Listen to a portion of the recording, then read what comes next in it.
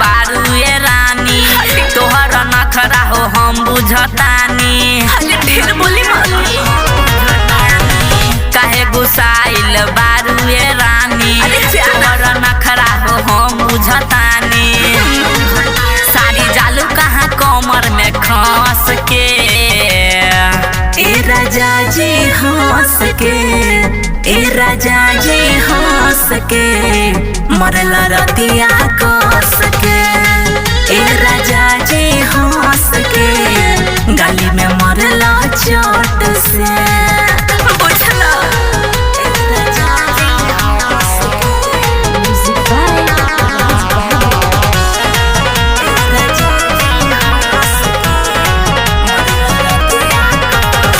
दर्द मरद के बुझेलू नाही काहे बारू तारा पावत हो चट से गलिया में मार दिहला राजा अब का बड़ा मनावत हो छोड़ा दर्द मरद के बुझेलू नाही काहे बारू तारा पावत हो चट से कैसे मार दिहला राजा अब का बड़ा मनावत हो आज रही का ऐसे तरस के ए राजा जी हंस के ए राजा जी हंस के मरला रतिया कस के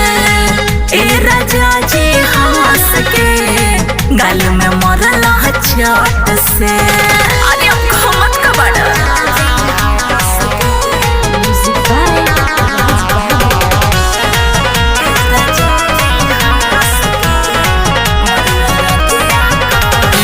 विपिन विवेक के बुझतु बतिया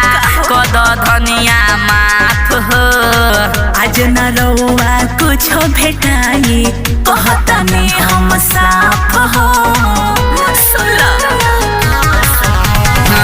अनिल विवेक के बुझतु बतिया कद धनिया माफ हो आज न रउआ कुछ भेटाई कहता में हम साफ हो माथे ठोकतारू हमारा यजस के ए राजा जी हंस के ए राजा जी हंस के मरला रतिया कस के ए राजा जी हंस के गाली में मरला चोट से।